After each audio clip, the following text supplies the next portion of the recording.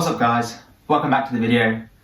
My name's Josh and today I'm going to be talking to you about how to safely and effectively use a foam roller. So when you're ready, let's get into it.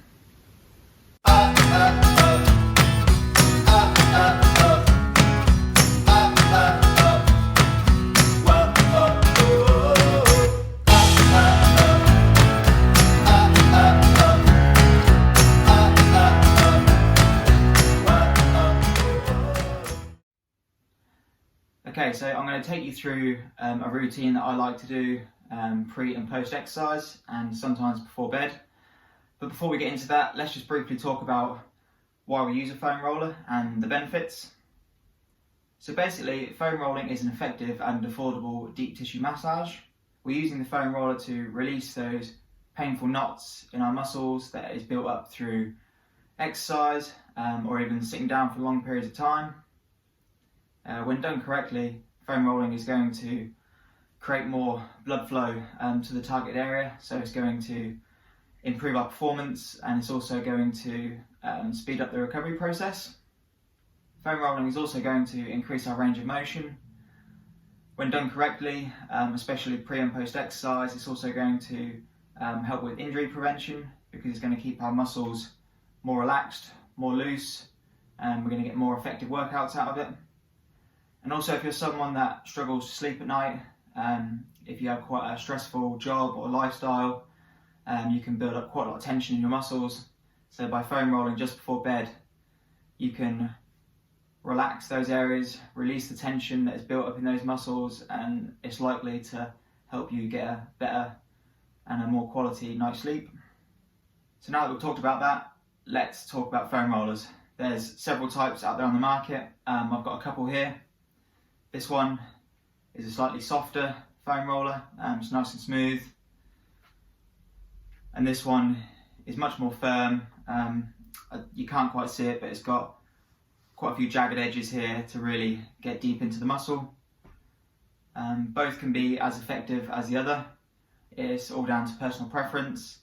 Foam rolling isn't a comfortable experience. Like I said, you're trying to release tension in those muscles, you're trying to break down knots and improve blood flow, so it's going to be quite an uncomfortable process, but like I said, when done correctly, there are several benefits, so it really is worth it.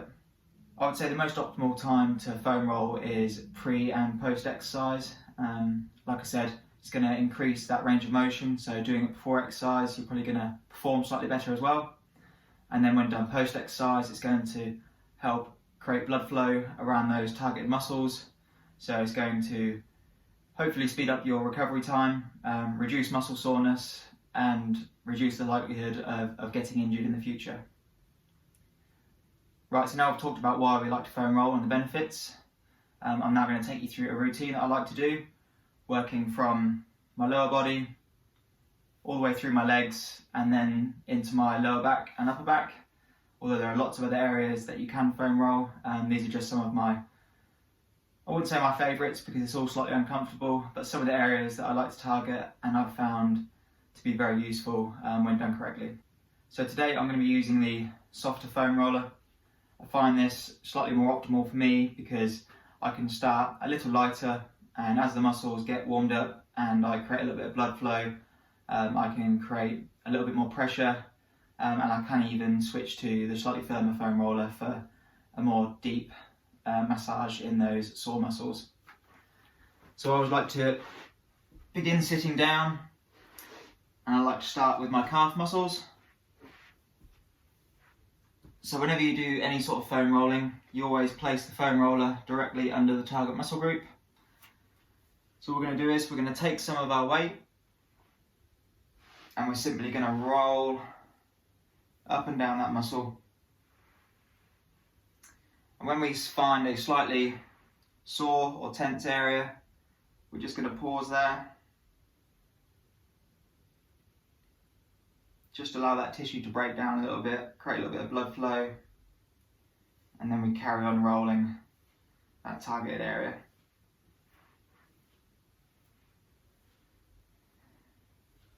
And if you want to create a little bit more pressure, you can simply cross one leg on top of the other.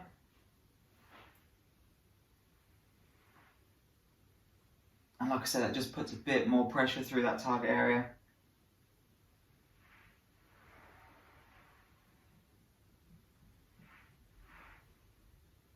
And you want to make sure that you do that on both legs. I then like to move up to the hamstrings. So again, we're going to place the foam roller underneath that target muscle group. And again, we're going to simply roll up and down that target area. Making sure that we pause on any slightly sore areas. And again, if you want to create a little bit more tension, you can cross the legs.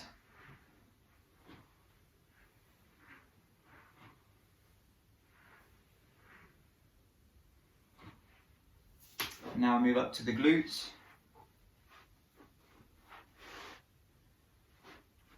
I find the glutes one of the most effective areas to foam roll, especially if you're someone that perhaps suffers from a little bit of sciatica or lower back pain.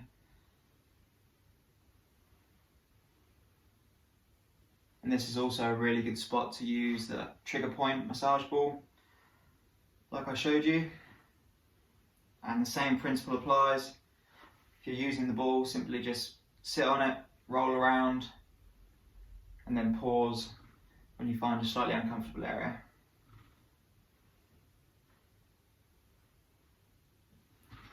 Okay, once I've done the glutes, I then flip onto my front, and I'm going to target the quads.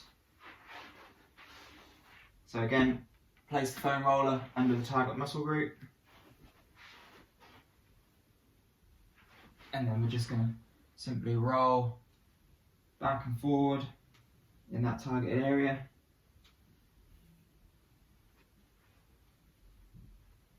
And you can also move up into the hip flexors here as well.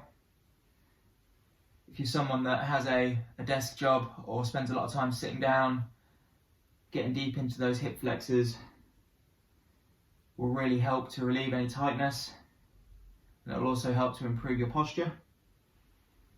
So again, we're just rolling back and forward, and when we find a slightly uncomfortable spot, we just pause there.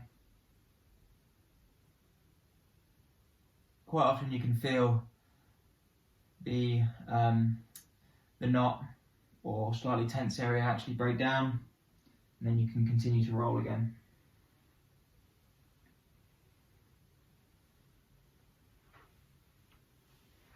Okay, so once I've done the glutes, I then like to move on to my IT band, which is the muscle found down the side of your leg here. Your IT band actually connects into your hip, lower back, your knees. It's a very tight area, and it can be quite sore and quite painful. If you're someone that likes to run and cycle a lot, it's a very good spot to actually foam roll and massage, because if untreated, then it can cause lots of knee pain, hip pain. So it's always good to tag on that area. So with this one, all we're going to do is we're going to lie on the target muscle group, and we're going to cross the other leg over, and again we're just going to roll up and down just like so. This one can be quite uncomfortable, so maybe start nice and light, and then you can always take your foot off the ground to create a little bit more tension if you need to.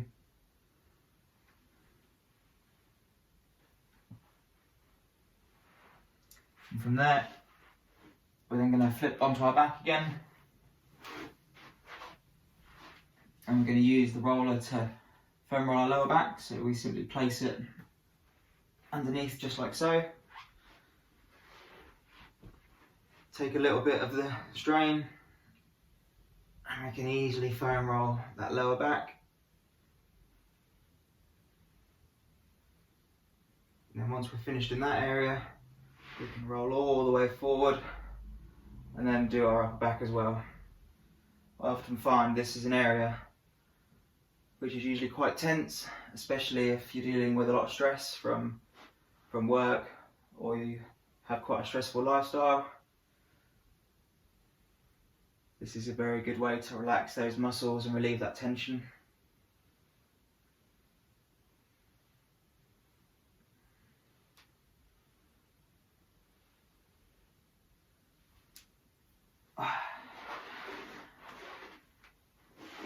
And then after I've done my foam rolling, I like to finish with a little bit of static stretching as well, just to improve that range of motion, stretch out the muscles that you've just spent some time foam rolling.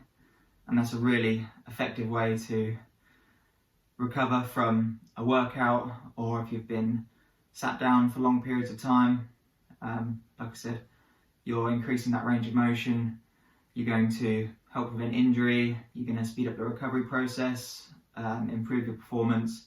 There's really lots and lots of benefits to foam rolling.